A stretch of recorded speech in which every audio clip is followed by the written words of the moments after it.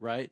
And just so you Yeah. know, I don't know how much you have seen or listened to our podcast, but Susan's been doing astrology professionally since what, 2002, Susan? 2003? I mean, I took the CAP exam, and so technically 2009 is when I like would qualify myself probably as like a professional astrologer. But yeah. But you've been doing Mhm. astrology pretty much. Oh yeah, since I was like since 18, 19. Yeah. right. Yeah. So And I started a literature. I mean, I started my bachelor's in literature in English. And so astrology was always sort of seen as a symbolic language. It's not that I didn't think, I didn't look into the scientific side, but just not being a scientifically wired person. I loved science when I was little, but like my strength was always more in language and language arts and that. So always, the way I was introduced to it, it was like, yes, it has meaning. It has meaning for, my mom was a therapist. So it's like, yeah, it's true. The experience of it and seeing it actually happen in people's lives in the way that it mirrored, it's not that I could be like, oh, this is going to happen to you. And I know this probably, we've talked about this on other episodes. So if you heard this, not to be redundant, but it's like, it's not to be so much predictive or prescriptive. It's to really just try to wake up some of these archetypes. And I know you had that in the notes too. And we're going like probably moving in a little fast. We could probably talk about a lot of that other stuff, but the primary goal is to help with orienting and maybe providing more meaning or understanding of one's self and one's life and reality, So, yeah. So yeah, I just I'm wanted to. super excited, and like I appreciate the opportunity. I know how much like time and energy goes into these things, so I mean it's an honor, to be honest. Yeah. Cool. Yeah. Well, one other thing that happens is that a lot of times if people show up, I always love like a question, but I don't think that would really apply here unless you had a question. Not like, am I ever going to buy a house in Tahiti or whatever, but like it maybe you have a question of like, even if it's just a general one. Yeah, it could be personality, it could be anything. But like, is there a question that you come to this with in terms of astrology and your chart specifically? Not like about your life necessarily, but just anything. I can't say there's like a specific question. I mean, I'm always interested, like in patterns and recognizing these archetypes in people. I'm super like into psychology, so I love seeing that kind of like different psychological correlations to things. So I mean that's Ah. why I had originally reached out to Erin about it and just expressed interest. But yeah, I can't think of a specific question, but I'm sure I'll have some questions when we get into it, maybe. Well, that was Cool. pretty generous, Ben, because I'd say that I sort of forced the topic on you sitting at the Hub City Farmers Market together. No. The it wasn't last year, right? But we were kind of scarce there last year. But the year before, me and Ben found ourselves next to each other, our booths at the Hub City Farmers Market. So every Saturday when we would just sit there and just chew the fat. And so I just like, you know how it goes, Susan. You're like, hey, what do you think about astrology? And then Ben was like, oh, what? He was like, not, oh, that's just completely dumb. So it opened the door for me to talk about it. So then it's like, then I bring an astrology book with me next time, and hey, here's this astrology book. Like, Yeah. I think our conversation had originally started too from some of the like sacred geometry and some of the numerology stuff too. And like that's something that I've always been interested in, and alternative perspectives. And also perspective changing, substances. So, I mean, that's always like something I'm interested in learning more about. And yeah, I'm sure like I could speak, for hours and hours and hours on all of these topics, as y'all I know sure can as well. But yeah, it's just interesting to me. So yeah. So I think Susan was kind of prodding. Maybe you tell me if I'm wrong here, Susan, but I feel like maybe you were trying to get the conversation started by asking Ben if he had a question about astrology or his chart. Yeah, like I think there's a lot of ways to approach it, and so yeah, it kind of helps you to know where to like. It sometimes can give a good entry point for what's going to be relevant or important for that person, whether it's a question about their, the question matters a lot, and just in terms of situating and kind of understanding where the person's coming from to be able to respond in the way that is going to be contextually helpful for their life. So his chart is over here. You can see the circle, the wheel. yeah. What's all that so- in the center? That looks like a mess. Oh yeah, I didn't take my aspect. What are you, an amateur? I'm gonna kill you. Anyway. Oh, it's just a nerd. It's a nerd astrologer joke, Ben. Sorry. Do you see all that stuff I'm sure in the you center, get that Ben? with your all those lines, man. You see them? the line. I'm getting it pulled up on my computer here, just so Okay. like, yeah, no, not the one you have No doesn't worries. have those lines because I asked Susan to remove them. But the one that Susan's sharing on the screen right now has them. So that's why I was. Can you see the? Because I need training. I need training wheels. No, he'll see. Yeah. I can see everything right now. Okay. Cool. Yeah, those are my training wheels. That's what those are. If you want to know. The irony. Of Aaron's that is- like, no. He's like, who needs aspect lines? Who needs to know what the geometrical relationships are? You should be able to do that anyway. well, you need to know what they are. Well, it's very easy to see the grand trine that he has in his chart now. True. Because of the aspect lines. So, I mean, I would probably start there with the ascendant, with so elementally. So if we were going to like start really simply, so let's orient Ben that though, because he probably doesn't even know where the ascendant Go for is. So Yes, Ben, yes. do you see on the left hand side of the chart? Do you recognize the zodiac signs? Do you know the signs? I wouldn't be able to tell you all of them, but yeah, I recognize them generally. So the one on the very left side, there's Virgo. So it's an M with a little hoop. Do you see that? Mm-hmm. So that's going to be your ascending sign. And if you look down, if you see the Virgo symbol there and you look down, you see the AS. That's that 28 degrees Virgo. That's your ascendant. All right. So what that means is the moment you were born, Virgo was almost completely rose, but it was rising on the eastern horizon. The sign Virgo. So that's what we call your ascendant in astrology. And so the primal triad, which I joke and I say it's how astrologers, that's how we sniff each other's butt, is it's kind of like your personality type. Yeah. It's the ascendant, sun, and moon. That's the primal triad. So if you only get 3 pieces of information about somebody's chart, you'll want to have the ascendant, the sun, and the moon. Those are the 3 most powerful symbols in astrology, arguably, right, Susan? Right. Yeah. So you're a Virgo rising. Yep. That's what that means. Okay. And so the line there, so the ascendant, 28 degrees Virgo, what that means is the moment you were born, 28 degrees of the sign Virgo was rising on the east horizon. So if you're looking at the horizon, go ahead, Susan. No. I no. You're giving him like the science thing. Go for it. Yeah. So then, okay. So I guess I'm starting there because one, I wanted to kind of get you oriented slightly. So I'll just finish this orientation. So if you look at the top of the chart, you see the arrow that's pointing up at the chart. That's called that's the medium Caeli or the midheaven, right? So that point is south. So if you're looking at the southern horizon, then you're looking at the midheaven. If you're looking directly east and you just make a 90-degree turn, now you're looking south. That's the midheaven. And then if you turn 90 degrees again on the other side of the chart, that's the descendant, right? That's where the sun sets. So that's the horizon. That's the western horizon.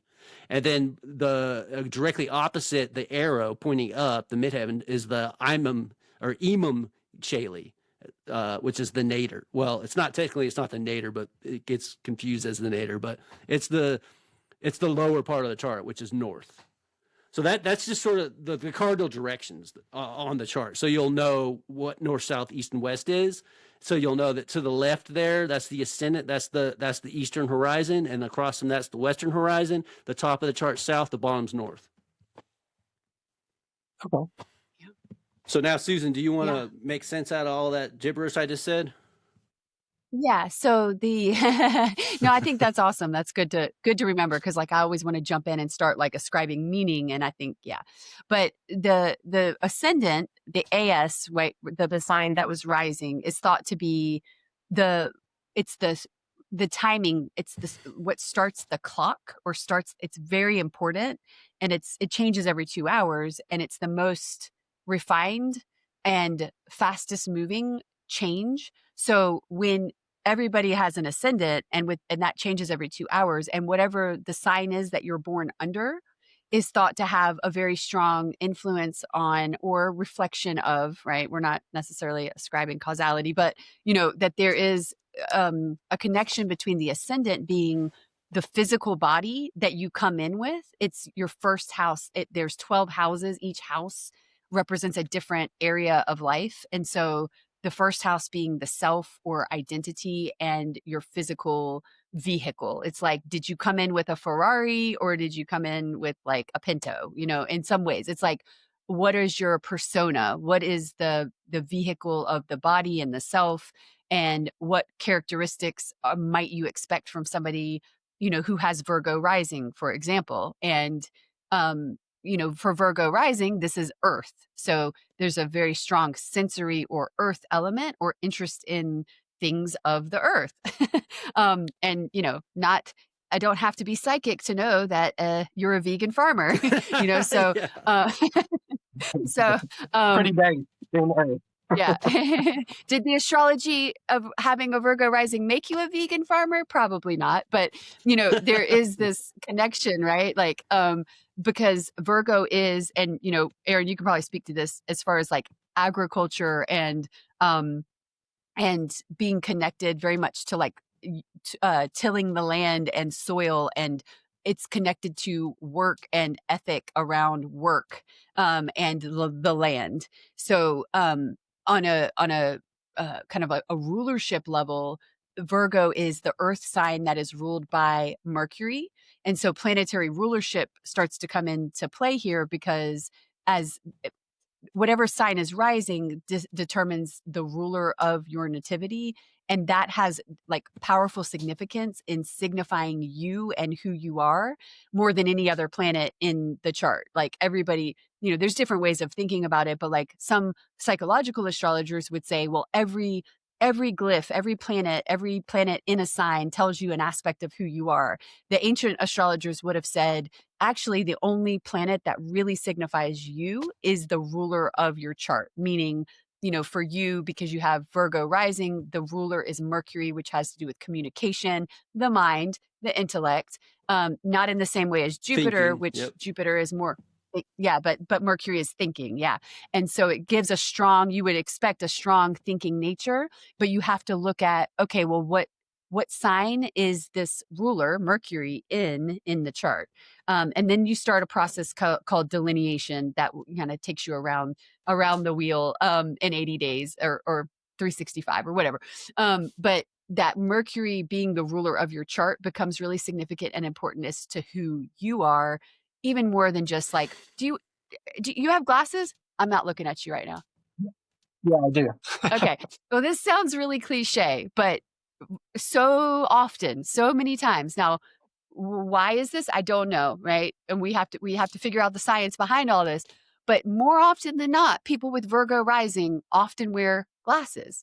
And it's something that I've seen time and time and time again. So in terms of like pattern recognition, which Tauruses love, by the way, the idea of the intellect and being expressive of and having a persona that shows a certain kind of like humility and not ostentatiousness, not, Virgo has to do with like being close to the earth. Yeah. Go ahead. I was going to say humility, humble. Yeah. Humility It's and the analyst service, too, right? The analyst. Analyst. Yes. That's kind of an archetypal way of thinking about the Virgo. One of the ways. Anyway. Cool. It's a very analytical mind, because it is an earth So Virgo's one of those signs that has a lot of interesting facets, and one of them being that Virgo is ruled by Mercury, and also it's Mercury's exaltation. Right, Susan? I got that right, don't I? Mercury's exalted in Virgo, and rules Virgo also. And I think that's the only case where that is the case, right? Where a sign, where a planet, a sign is like ruled by a planet, and it's also, that planet is also exalted in that sign as well. And so what that means is if you have Virgo rising, it just means there's like already just because of that fact is already is going to make Mercury, you know, it's going to make your chart ruler, which is Mercury.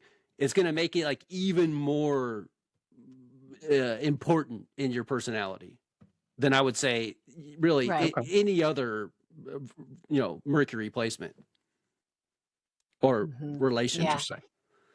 And so you're but also the thing with the ascendant you need to realize is like the ascendant is very much like Susan was saying, it's like your body, right? Like it's an easy way or another way of looking at the ascendant is like when you meet somebody, you meet their ascendant, right? It's like the mask that we look out at the world through, and also what we show the world initially. That's all your ascendant. So there's a lot of correlation to the ascendant and the physical body. Yeah. And the Mercury is associated archetypically with Hermes, right? The thrice great Hermes and the alchemist, the alchemical kind of, and the messenger between the higher mind and man, you know, whatever that might be, between big T truth or, you know, larger conceptions of reality and kind of the layman or whatever, you know, he's the intermediary. So those themes can be important, but the fact that it's in Cancer, where your sun sign is, like, you probably know you're a Cancer, right? Yeah. And so you have like the important aspect of like you have earth energy, but there's the water element, it's in a water sign. And so I would say, you know, if I'm not being too presumptuous, that having that Mercury in Cancer is interesting to me because Cancer is highly intuitive and highly like connective, and it's ruled by the moon. And so emotions are you know, it's governed by the moon. Your mind is actually prone to fluctuations of you know, rooted in kind of your identity. The sun in Cancer, it's like, who are you? What are you about as a person? I would look at this and say, this is someone who is with the sun in Cancer and Mercury in Cancer in the 11th house being the collective or humanity or the larger contribution that you want to make to society in some way, not to mention that moon in Aquarius, but you know, that you have this, that a lot of your life energy or a lot of your ego energy, because the sun is another aspect of the trifecta, right? Like your ruler Mercury is important, but if you're looking at sun, moon, and ascendant, the sun in Cancer in the same sign as your ruler or as your mental energy, it's like who you are as a person is deeply connected to what you want to give or offer to humanity in some kind of way, in a very like humble or service related way. And that you ultimately, Cancer energy, not to put this on you, you can tell me if this resonates, but it's like Cancer energy is nurturing, it's caring, it wants to heal and like bring people together in a way that is harmonious and that where people get their needs met. And it's associated with you know, with food and the stomach rules Cancer. So you get into like, well, how do we nurture people? And again, just 2 words about you on your title. It's like, okay, you know, this is interesting because, you know, where the sun energy is about identity. It's about who you are as a person and your ego energy. Would you say, Aaron, that your understanding of the sun, like, do you want to jump in anytime you want to like add to anything? Because I know. Oh, I got plenty to add. Yeah. Yeah. So, well, first of all, Go for it. let me ask Ben. I mean, anything at all, pique your interest to anything that's been said so far, or anything you're curious about? I mean, no, everything's like seemingly lining up pretty well with my understanding of myself. I mean, the like Cancer personality traits you mentioned. I mean, I'm a virtue ethicist, so I definitely do care about others. I align with like the feminist philosophies of like ethics of care. So like caring for the vulnerable. And yeah, obviously being a vegan, like that's important for my stomach, I guess you could say. But also ethics and care towards others. So yeah, I mean, yeah, it's so far it's kind of like unnervingly close Okay, to my so understanding of myself. Yeah. I want to continue kind of this analysis with kind of piggybacking off of Susan, because I think Okay. there's a couple things that when I look at your chart that like just really jumped out at me. One is the generational Neptune-Uranus conjunction. So if you look at the right, do you see the moon glyph? It's on the right-hand side of the chart. House. It's in the see where sixth house sector. Yeah. Oh, okay. You Yes. see the moon? Yes. Okay. Beneath that moon is Uranus and Neptune. And those two are like a half a degree away. So that's like a really tight conjunction. Now, it is generational, right? Because Uranus's orbit is 84 years and Neptune's orbit is like, 169 or something like that years. So the point is, they're like Uranus is in a sign for whatever 84 divided by 12 is. What is it, like 7 years, I think? Seven, yeah. Yeah, and then Neptune is in a sign for like, even more time because it's like 11, I think.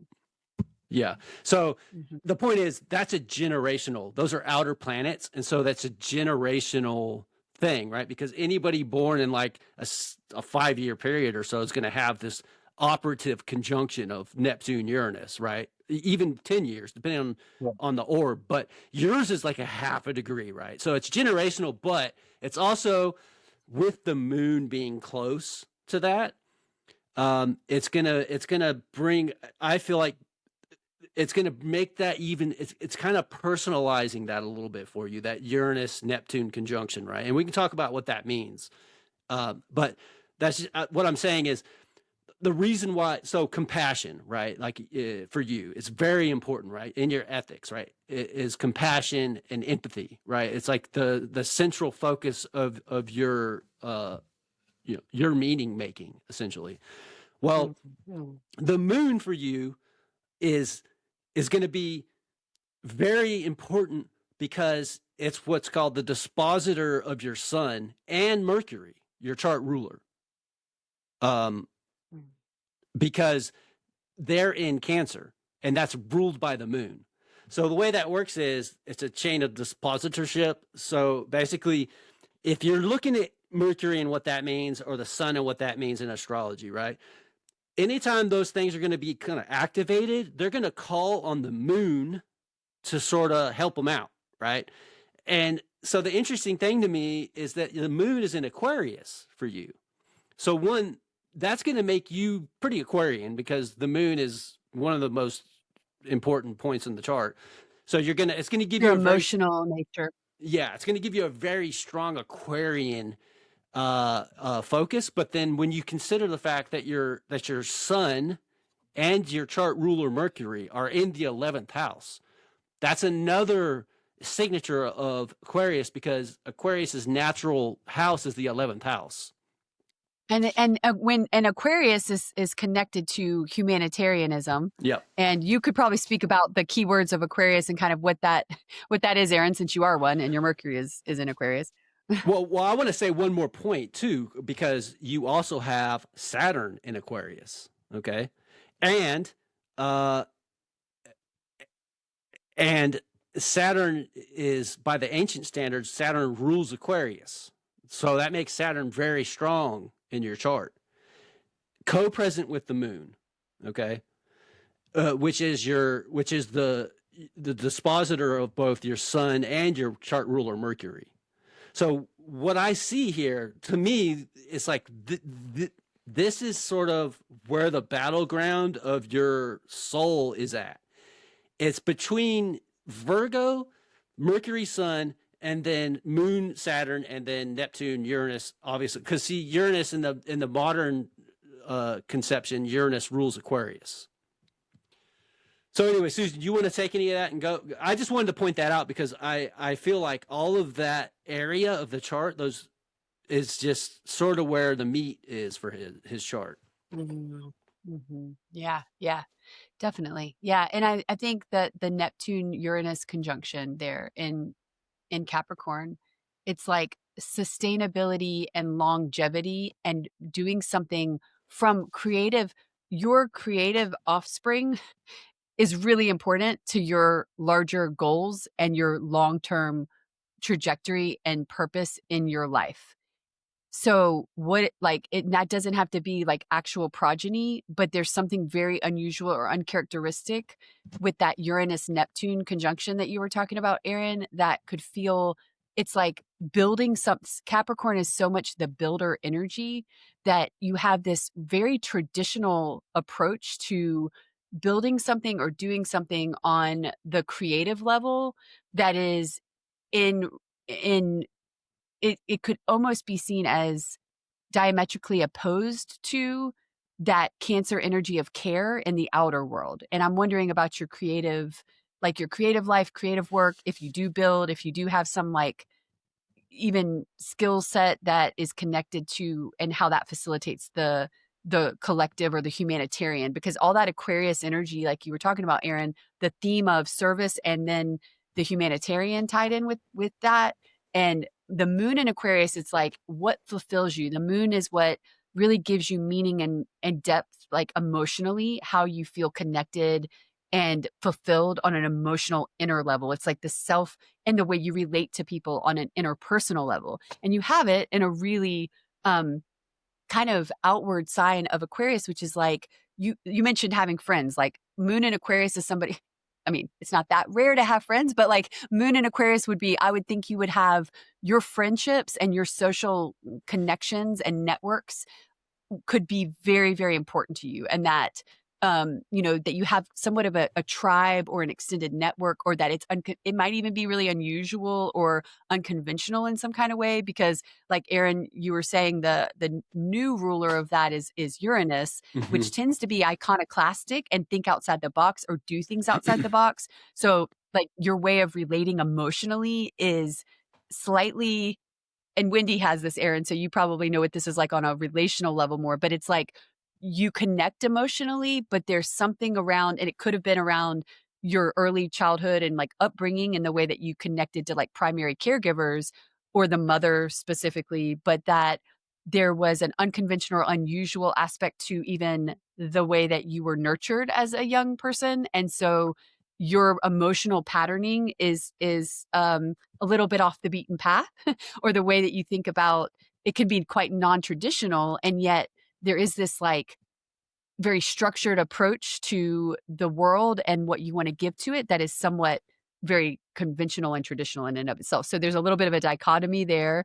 But yeah, I just wanted to ask about the fifth house thing too, because I asked you a question and then I just kept talking.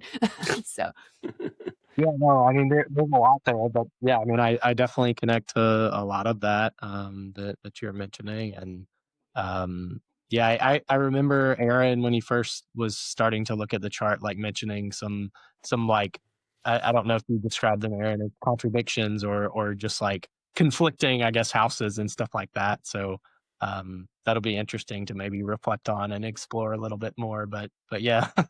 Well, you have a very cuspy chart too.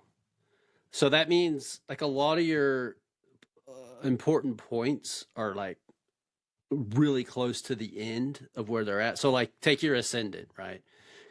So you're 28 degrees, 56 minutes, Virgo. Well, the ascendant moves 1 degree in 4 minutes. Okay. So that means that had you been born 2 minutes later, you would have been a Libra rising. And Libra rising is a whole different game than Virgo rising, right? It makes a huge difference, right? But we're just talking about 2 minutes. So whenever I see cuspy ascendants like that, and I'm just talking about your ascendant, right? Because that is the fastest moving point on the chart. Like it's 1 degree every 4 minutes, right? Susan mentioned, it changes every 2 hours. Well, that would be if you were 0 degrees Virgo, right? In 2 hours, you would be into the next sign, in which case, not a big deal, right? Or like me, I'm 8 degree Gemini rising. So like I had, another hour and some change left in the sign. But you had 2 minutes. You would have been Virgo. Libra. Now, the reason why that's important, there's a lot of reasons why that's important, but one of the biggest reasons is because the ascendant is what creates the houses, essentially. It doesn't matter what system you're using. The ascendant is the point by which all of this comes down to Earth and we generate the houses. Now, there are 100 different ways of doing it, and we joke that I have the 100 house system because I don't use just one house system. And so, but in situations like yours, where you're 28 degrees, 56 minutes, you're 2 minutes away from the next house, right? Completely different chart. When I see that, I just think, because this point is basically, it's roundly believed that the start is when you take your first breath. Okay. That's the point in time where the snapshot of the planets that creates your nativity, your horoscope, is that moment when you took your first breath, right? You exited the womb, you came into the hylic level of, materiality, and you took your own inspiration, right? And became your own autonomous being inside of this reality of this matrix of planet Earth, right?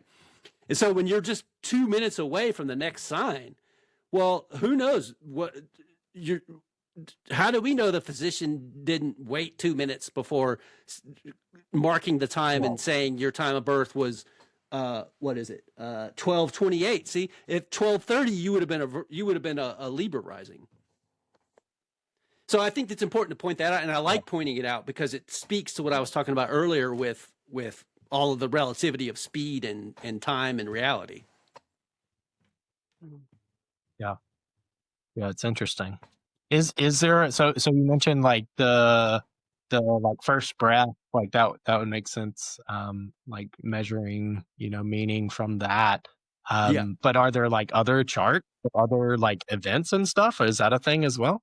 Like not just natal charts, but like, I don't know, like I weird one would be like conception, I guess, or like, other big life events and stuff like that. I guess, do you draw like similar meanings from those sorts of charts, or would they be different, like contextually? Well, it's good. I know that in the Eastern conception, like with Japanese people, like they count age differently. I think it's because they take into consideration time in the womb, and so you can find philosophies of astrology where it's like the moment of conception, But how could anybody really even know, like, I guess in vitro fertilization, like that kind of thing? Now we could know, but you could even schedule, like we schedule birds now. I mean, so it's like this is the philosophy of astrology, right? Which I love swimming in those waters. The problem is, if you're talking to somebody who doesn't know much about astrology, it can get really confusing. Right, Susan? Like, I mean. Yeah. But I mean, I think the question too is like, is electional or is inceptional when something is birthed, whether it's a person or an event or whatever, the meeting of somebody for the first time, that, there's a way. And I think there's, we've even had a discussion about this, right? It's like it's called electional astrology. And you would treat it almost the same. It's like, what is the nature of the thing that's being born now? And not necessarily for outcome, just to understand the dynamics of where there might be challenges. There might be strengths, but also challenges. And, is it suited to the thing you want to do? If you want to open a business, you would probably look at an electional chart and say, okay, we want there to be an emphasis of energy at the time that we're kind of like intentionally, it's symbolic. There's a large degree of symbolic beginning when it comes to that. Whereas a baby, you can kind of measure that, materially or whatever in the physical world. But there is, and some of it's open to interpretation of like, well, when is that moment, but you want to ideally plan if you're going to do electional, then you are in a way being, and this is part of where I think, Aaron, you have like, I don't know, maybe I don't want to put words in your mouth, but it's like, are you playing God? Are you trying to be this like magician master of the universe by being like, I'm going to create this event and I'm going to use the it's like how much ritual and how much meaning is there versus the intentionality that goes into it, right? And like the meaning that it could have if you're intentional about it. But yeah, I mean, ideally you can do it for anything. Depends on how much meaning you want to ascribe, right? So because I could go ahead, Ben. I was just gonna say I was just gonna say I could imagine in like different contexts, like in the context of like meeting someone, the symbolism would be maybe slightly different because it's like the context is no longer like a human and their personalities, but like two individuals. So that to me just I don't know. Like I'd be interested to like hear theories or arguments on like how that would function or how you make adjustments. Like maybe there would be some logical way, that would make sense and like applying that symbolism to other contexts rather than just individuals. Yeah. But that's just something I've never thought of That's with astrology. You're talking about synastry, which is a whole nother branch of astrology. Synastry is comparing synastry. charts. Okay. Mm-hmm. Which is cool. Like, I love synastry. I love it. Yeah, it's like relationship. It's like, well, it's like taking two chemical compounds, like the Jungian quote, right? Whenever like what is it? The meeting of two personalities is like the joining of two chemical reaction. Like if there's a reaction, both are changed. It's kind of an analogy connected to, and when two people come together, there's that same chemistry or whatever you want to call it. And so you can actually compare, you would compare like maybe one person's Venus, because that has a lot to do with the relational template that somebody comes in with, so you have Venus in Taurus, for example. So barely, like you would barely, 29 degrees. So you actually have what they call like an anaretic 2938. Yeah. So it's like the anaretic, you're at the very last, it's a little planet at the top in the ninth house. So like your love of philosophy, like Venus is aesthetics. It's like what brings you pleasure, what brings you joy and harmony. And that's like on a relationship level, on a financial level. I would say that this is the chart of somebody who has a lot of like, interest in books, but also I would say too, opportunity to travel, but it's in Taurus, which is kind of like a juxtaposition as well. It's like the Venus is in her domicile or her rulership, meaning like when you establish relationships, and I'm saying this just because the synastry idea of like two people coming together, when you establish relationships, whether they're romantic or, just very good friendships, whatever it is, it's like you want something that's going to stand the test of time. You're not very fickle. Like that's how I would read the chart, like not to put that on you, but that you are kind of slow to commit, but this is Venus in Taurus is like, I have this placement too. It's like you have not at 29 degrees, but it's like you're very aware and sensory and aware of people, but you want time to be the thing that tells you the most about whether or not somebody is actually a good partner. And you want practicality. You want somebody that can show up, although it's in the ninth house. So it's like, I wouldn't be surprised. I have all kinds of questions now, but because when I see these signatures, what I think, and there is a bit of a scientific method because it's an observational, to me, there's a little bit of this like, ooh, how does this play out? Like how does somebody who really values relationships and is very practical and pragmatic and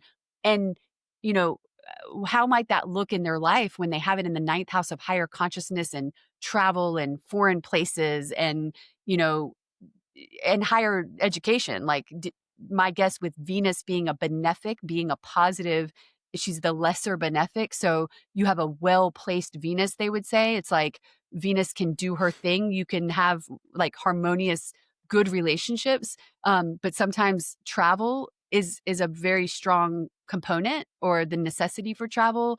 And also like Venus in the ninth of higher institutions and education and philosophy and even astrology. It's like all systems of knowledge are this ninth house energy. So it's like on an aesthetic level, you love learning, you love knowledge, you love truth, right? And like you've even said that, but kind of gets into like relational dynamics. So if you were to meet someone and you were like a complete stranger, synastry is like you bring their chart, you bring your chart, and the astrologer's job isn't to be like, oh no, this person, no, this will never do. That would be unethical, right? To go, I believe.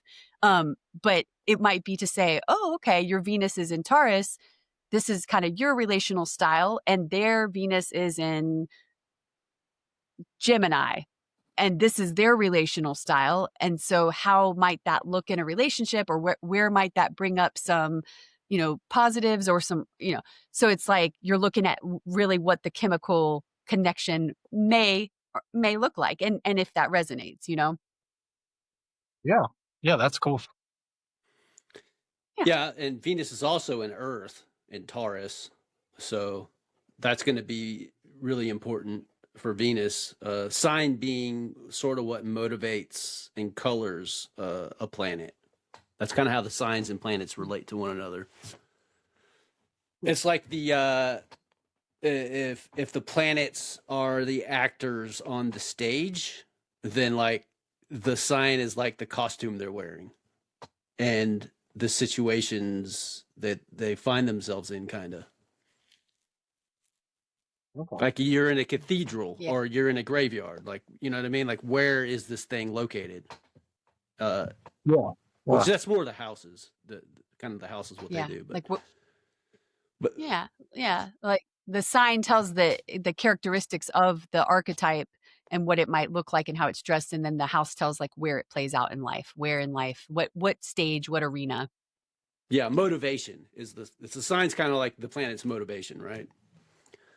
Mm-hmm. How it's motivated. So, but I did say, I was talking about how you have a real cuspy chart, Ben. So, Yeah. and to give you another example, if you look at Saturn's 29 degrees 48 minutes of Aquarius. Yeah. So like and I'd have to look because it's retrograde. So that meant, right, you know what retrograde means?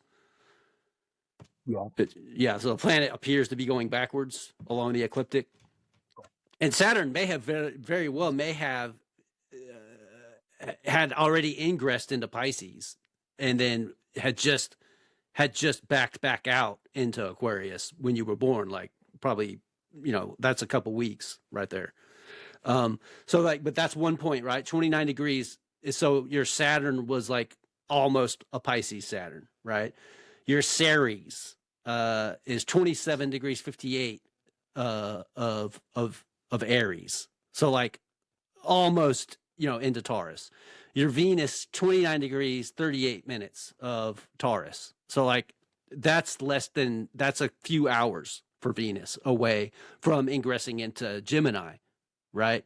Your midheaven 28 degrees 50 minutes of Gemini, right? So like literally seconds away from being in Cancer, and you would have a Cancer medium Caeli.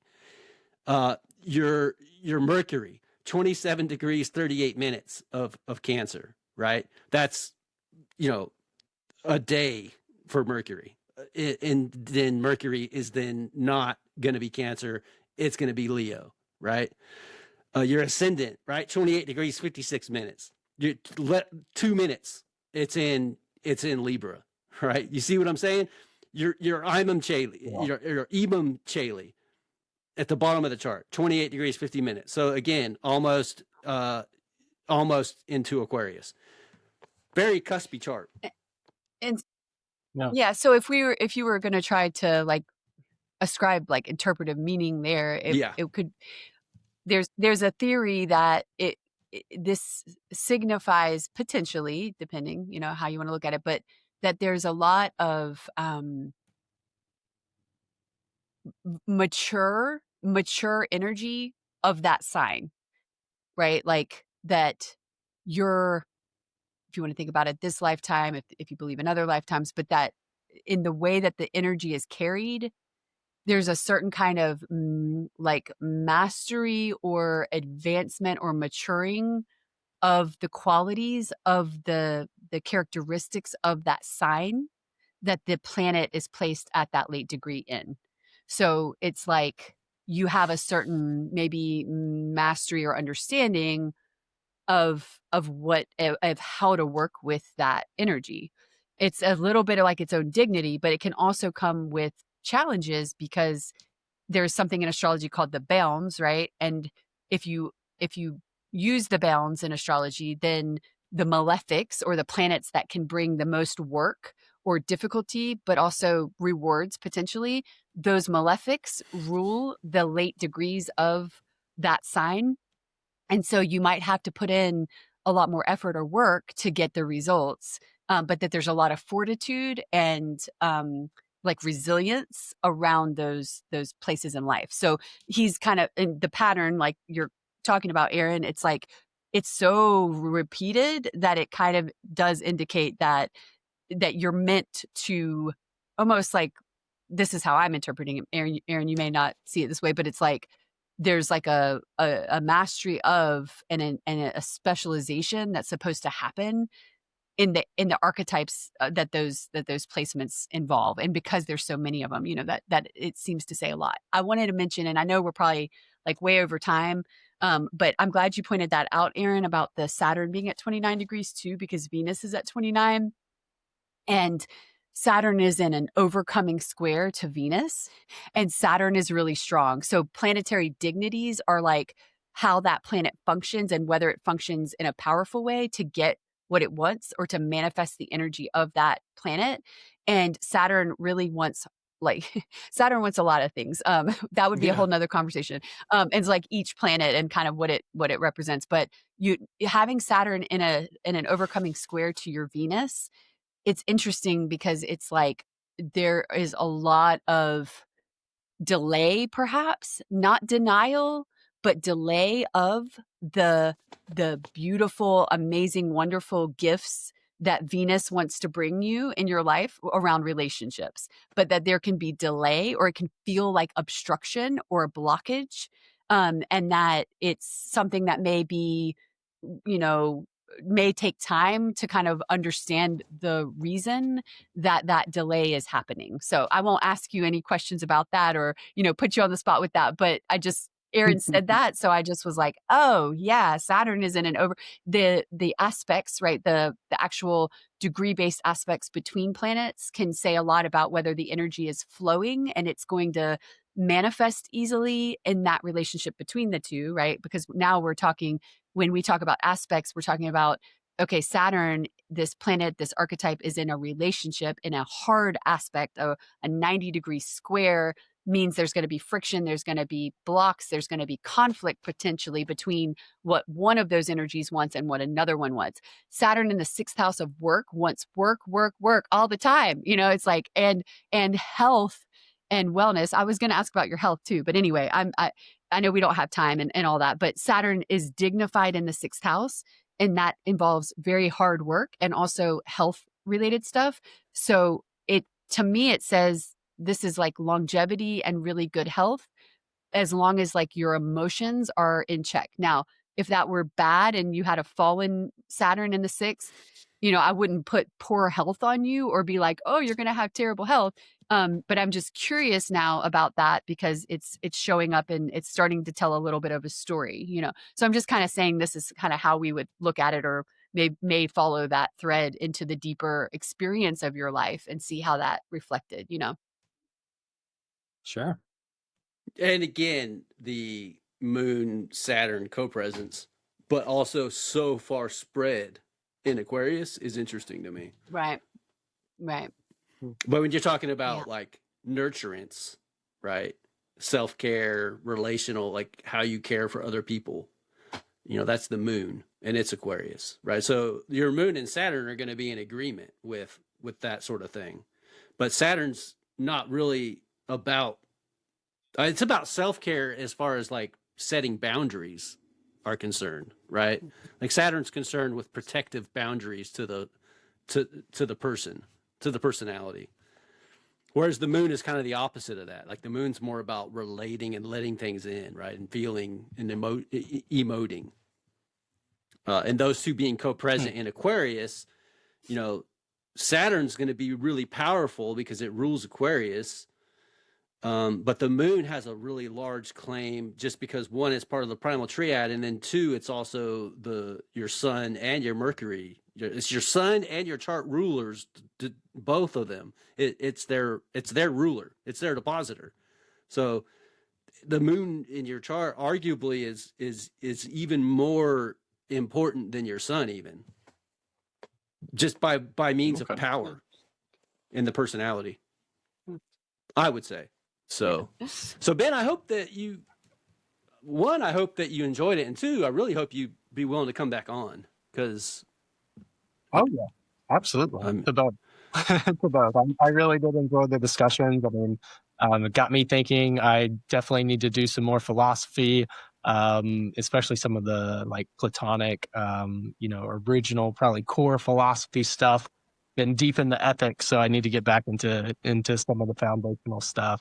But yeah, it's been really a great experience, like speaking with you both and learning more about some of the symbolism and the archetypes, and definitely appreciate, of course, y'all's focus on the chart. Like I said, I know that takes a lot of time, a lot of energy, so I really do appreciate that, and your dedication to this and doing it in an ethical way. Obviously, like even just having those conversations, I think is a super important part of it. So I do appreciate that as well, and yeah, thanks so much for having me. Oh, I love that. Thank you for coming. And I want to talk to you more because I want to hear more about the ethics and what you're doing and kind of your work and your approach. I find it really interesting and fascinating and think I could probably learn a lot from you. So hopefully we can do more in the future with the podcast and learn more from you as also. That'd be great. Yeah, absolutely.